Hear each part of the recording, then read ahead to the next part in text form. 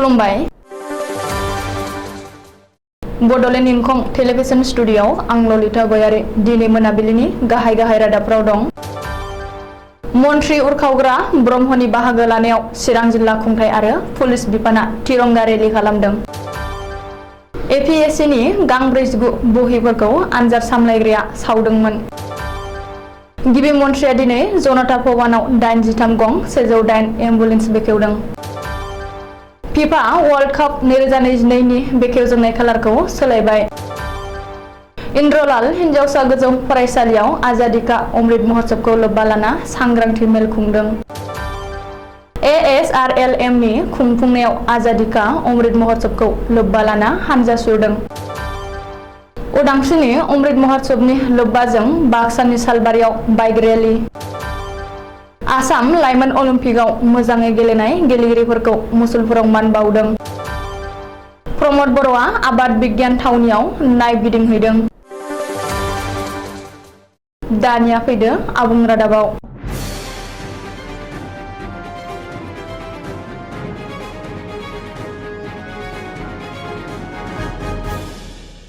भारत हादरनि 75थि उदांस्रि बोसोरखौ लोब्बा लाना गाहाय मन्त्रि नरेन्द्र मदिया हादरनि साफ्रोमबो नोगोरारिफोरखौ खावलायनाय बायदियै हरकर तिरंगा एबा नखर माहारियारि तिरंगा फिरफिला बिरहोनाय हाबाफारिखौ मावफुंनो आरो रायजो राजाफोरखौ खावलायनाय थुलुंगाखांहोनायनि थाखाय दिनै चिरां जिल्ला खुंथाय आरो पुलिस बिफाना तिरंगा रेलि खालामदों। चिरां जिल्ला एसपि मावख'आव बानजायनाय बे तिरंगा रेलिखौ भारत भुटान सिमनानि रानीखाता पुलिस थानानिफ्राय जागायदों आरो बे रेलिखौ आसामनि केबिनेट मन्त्रि उरखावग्रा ब्रह्मआ बेखेवनानै होयो। भारत भुटान सिमना ओनसोलाव नखर माहारियारि फिरफिला बिरहोनाय हाबाफारिखौ जाफुंसार खालामनायनि थांखियै बानजायनाय बे तिरंगा रेलियाव मन्त्रि उरखावग्रा ब्रह्मजों लोगोसे सिडलीनि एमएलए जयन्त बसुमतारी, बिजनीनि एमएलए अजय कुमार राय, चिरां जिल्ला बेंगिरि विजय भास्कर रेड्डी, एसपि प्राणजित बरा, एसपि प्रकाश मेथि, डीएसपि लब कुमार डेका, सीआरपीएफनि कमान्डेन्टजों लोगोसे आसाम पुलिसनि जवानफोर, सीआरपीएफनि जवानफोर, जायगानि पिडिपि, सोरखारि गावबुराफोर, गुबुन आफादफोरनि दैदेनगिरि सोद्रोमाफोर, गुबुन फरायसालि आरो फरायसालिमानि फरायसाफोर आरो ओनसोलनि सांग्रां रायजो राजाफ्रा बाहागो लायो आरो आखाइ माहारियारि फिरफिला लाना भारत माता की जय, बन्दे मातरम बायदि स्लगानजों हरसिखावना हानजा सुरना ओनसोलनि रायजो राजाफोरनो दिन्थिफुंनानै 75थि उदांस्रि सानखौ लोब्बा लाना नखर माहारियारि फिरफिला बिरहोनाय हाबाफारिखौ जाफुंसार खालामनो थुलुंगाखांहोयो। आसाम पाब्लिक सार्भिस कमिसन सुंद'यै एपिएससिनि लुथिनायनि सायाव गोदान जाथायफोरा सोराङाव फैदों। आयेनारि नायबिजिरग्रा आय'गनि नायबिजिरनायाव बे गोदान जाथायफोरा सोराङाव फैदों। फोरमानफोरखौ खोमोरनो थाखाय आनजादनि बहि एबा फिननाय बिलाइफोरखौ सावदोंमोन। रिपर्ट बादिब्ला एपिएससिनि आनजाद सामलायग्राया आनजादनि गां 49 बहिफोरखौ सावदोंमोन। एपिएससिनि मोनसे समनि मासिगिरि राकेश पालनि बिथोन बायदियै नन्दबाबु सिंआ बे बहिफोरखौ सावदोंमोन। बे जाथाया सोराङाव फैनायनि उनावनो नन्दबाबु सिंनो नायबिजिरग्रा आय'गआ नटिस जारि खालामदों। आयेनारि नायबिजिरग्रा आय'गआ नन्दबाबु सिंखौ जेरा खालामगोन। 15 साननि गेजेराव नन्दबाबु सिंखौ जुडिशियेल एनक्वायरि कमिसना बिजिरसालियाव हाजिर जानो बिथोन होदों। मख'नो गोनांदि राकेश पालआ एपिएससिनि आफादगिरि जानाय समाव नन्दबाबु सिंआ एपिएससिनि एग्जाम कन्ट्रलारमोन। आसाम सरकारा आरोबाव 150 गं 108 एम्बुलेन्स बायदों। गासै 4 कौटि बेसेनाव 150 आरो 108 एम्बुलेन्स बायदों आसाम सरकारा। बिदिनो दिनै 83 गं 108 एम्बुलेन्सखौ बेखेवो गिबि मन्त्रि डक्टर हिमन्त बिश्व शर्माया। जनता भवनाव खुंनाय मोनसे हाबाफारियाव दिनै गिबि मन्त्रि डक्टर हिमन्त बिश्व शर्माया 83 गं 108 एम्बुलेन्सफोरखौ फिरफिला जांख्रिनानै बेखेवनानै होयो। बे हाबाफारियाव गिबि मन्थ्रिया बुंदोंदि 2008 मायथाइनि 6 नबेम्बर खालि 108 सिबिथायखौ जागायदोंमोन। गिबियाव जोबोर खम बिबांनि एम्बुलेन्सफोरजों लोगोसे 108 सिबिथायखौ जागायदोंमोन। नाथाय बे समाव रायजोआव 800 गं 108 एम्बुलेन्स गारिनि सिबिथाय दङमोन। 3 कौटि 91 लाख सुबुंफ्रा मृत्युन्जय सिबिथायाव फन खालामदोंमोन। बिदिनो 19 लाख गोर्बोआव थानाय आइजोफोरनो सिबिथाय होनाय जादोंमोन। 108 सिबिथाया 2 लाख सुबुंखौ थैनायनिफ्राय रैखा खालामदों। बोसोरफ्रोमबो गं 100 गारिफोरखौ सोलायबाय थानाय जादों। सिगां समाव मिरु सोरखारा मदद खालामदोंमोन। मख'नो गोनांदि थुबुरी मेडिकेल कलेजखौ गनायथि होनायनि उनावनो रायजोआव मेडिकेल कलेज देहा फाहामसालिनि बिबाङा 9 सिम बांबाय। फैगौ बोसोराव क'क्राझार आरो नलबारि मेडिकेल कलेजखौबो जागायगोन। बबेखानि फैबाय थानाय फुजा बोथोरनि सिगां सिगां आरोबाव गंबा मेडिकेल कलेजनि खामानिखौ जागायगोन होननानैबो गिबि मन्थ्रि डक्टर हिमन्त बिश्व शर्माया फोसावदों। फिफा वर्ल्ड काप 2022 नि बेखेवजेननाय खालारखौ सोलायबाय। सोलिफु बोसोरनि 21 नबेम्बर खालारनिफ्राय काटाराव खुंनायनि बाथ्रामोन देग्लायनि फिफा वर्ल्ड कापखौ। नाथाय बे खालारखौ सोलायबाय। 21 नबेम्बरनि सोलाय सानसे आवगायना 20 नबेम्बर खालिनो खुंनाय जागोन देग्लायनि फिफा वर्ल्ड काप। मख'नो गोनांदि 21 नबेम्बरनि सोलाय 20 नबेम्बर खालिनिफ्रायनो जागायगोन काटार फिफा वर्ल्ड कापखौ। 21 नबेम्बर खालिनि जागायजेननाय एबा बेखेवजेननाय मेचखौ सेनेगाल आरो नेदारलेन्डनि गेजेराव गेलेनायनि बाथ्रामोन। नाथाय काटार वर्ल्ड काप बानजायग्राया फिन सालायनानै 20 नबेम्बर खालिनो बेखेवजेननाय मेचखौ काटार आरो इकुवेडरनि गेजेराव गेलेनो थाखाय थांखि लाफिनो। मख'नो गोनांदि 2022 नि फिफा वर्ल्ड कापनि बेखेवजेननाय मेचनि फारिलाइखौ सोलायदोंब्लाबो गुबुन मेचफोरा बेनो बे थागोन। गुबुन मेचफोरखौ सोलाय सोल' खालामनाय जायाखै। सिगाङाव फोसावखानाय फारिलाइ बादिनो मेचफोरखौ खुंनाय जागोन।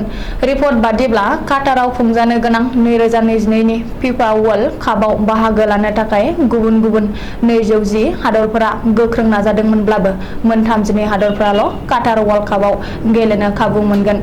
बेनि थाखाय दासिम मोन 29 टीमफोरा क्वालिफाइ जाबाय। 20 नबेम्बरनिफ्राय 18 दिसेम्बरसिम 2022 नि काटार फिफा वर्ल्ड कापनि गासै मोन 63 मेचफोरा खुंनाय जागोन।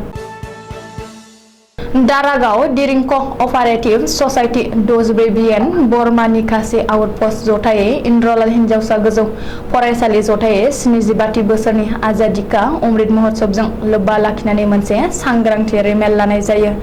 इन्द्रलाल हिनजावसा गोजौ फरायसालियाव 64 बिएन बरमानि कामान्डेन्ट वाइ कुमारजों लोगोसे दारागाव दिरिं क'अपारेटिभ ससाइटिनि आफादगिरि जगदीश रामसियारि मोनहा फरायसा फरायसुलिफोरनो सांग्रांथि लाबोनायजों हादरनि फिरफिला गांफा गांफा राननानै होयो। लोगोसे निकासि आउटप'स्टनि पुलिस हान्जा आरो दारागाव दिरिं क'अपारेटिभ ससाइटि जथायै फुंनि 7 रिंगानिफ्राय जागायनानै निकासि धनश्रीपुर गामियावबो आखाइ आखाइ फिरफिला लानानै 15 आगस्ट उदांस्रि सानखौ बरायनानै गोजोननि हान्जा सुरदों। मिथिनो मोननाय बादिब्ला बिसोर दिनै सानसेयावनो मोननै हाबाफारि खुंफुंदों। ASRLM नि खुंफुंनायाव आजादि का अमृत महोत्सवखौ लोब्बा लाना हान्जा BMMU जालानि सिङाव इन्दिरा CLF आ गोलाव हान्जा सुरनाय हाबाफारि लादों। बाक्सा जिल्ला जाला जौगाखां खोन्दोनि सिङाव थानाय सिमला बाजारनिफ्राय चौधुरीपारा गामिसिम 5 किल'सो ASRLM नि खुंफुंनायाव आजादि का अमृत महोत्सवखौ बिथा खालामनानै BMMU नि जालानि सिङाव इन्दिरा CLF आ गोलाव हारिमुआरि हान्जा सुरनाय हाबाफारि लादों। बे हाबाफारियाव आलासि महरै बाहागो लाफैनो हादोंमोन सिमला SBI नि मेनेजार अरुप चौधुरी, मिरु UPPL नि नेहाथारि फैलाजे बरगयारी, सापागुरि कक्लाबारि गुदि बर' थुनलाइ आफादनि नेहाथारि बिजु बसुमतारी आरो 22 नं कक्लाबारि बियाबनि MCLA मन्टु बर' बिथाङा। बे हाबाफारियाव मोनब्रै PCDC फोरा फारि राबांगुरि, कक्लाबारि, खामारदै आरो गुथुलिगावनि मोन 25 भिलेज अर्गेनाइजेसनफोरा बाहागो लाफैनो हायो। बाक्सा जिल्लानि सालबारि महकुमानि SDPO समिरन बैस'नि दैदेननायाव दिनै बृहस्पतिबारखालि बाइक रेलि हाबाफारि लानाय जादों। भारत उदांस्रिनि अमृत महोत्सवखौ जाफुंसार होनो थाखाय बाक्सानि आनन्द बाजाराव पुलिसनि बाइक रेलि। भारत उदांस्रिया 75 बोसोर आबुं जानायाव उदांस्रि सानखौ जेरैथिंजायबो जाफुंसार खालामनो थाखाय दायो हादरनाङैनो गुबुन गुबुन हाबाफारि खुंफुंनायखौ नुनो मोननाय जादों। बेनि गेजेरावबो दिनै बाक्सानि सालबारि महकुमानि पुलिस बासबारि आउटप'स्ट, गबरथाना थाना, आनन्द बाजार आउटप'स्ट गासै पुलिस अफिसारफोरजों लोगोसे हमगार्ड आरो SSB हान्जा जायगानि PDP मावथिफोरजों जयै लोगो नांनानै उदांस्रि साननि अमृत महोत्सवजों लोब्बा लाखिनानै मख'नो गोनांदि 200 जौनिबो बारा बाइकआव गांफा गांफा माहारियारि फिरफिलाखौ गावबा गावनि बाइकआव खानानै हर तिरंगानि रेलि हाबाफारि लानाय जादों।